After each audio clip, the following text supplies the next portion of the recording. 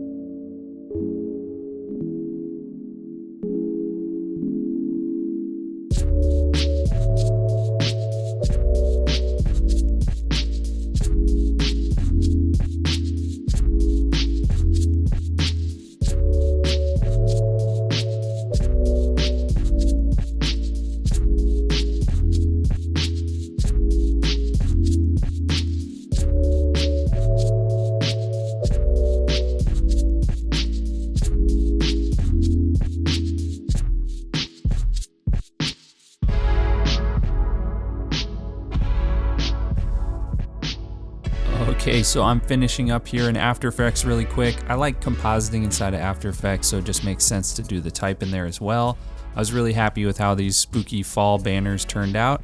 And we had a great sale. If you are ever interested in our sales, you can hop on our mailing list on thehappytoolbox.com. And if you have any questions about this process, I know it's a time lapse, it's kind of hard to see some pieces and parts. Let me know in the comments section below, and I will catch you next time.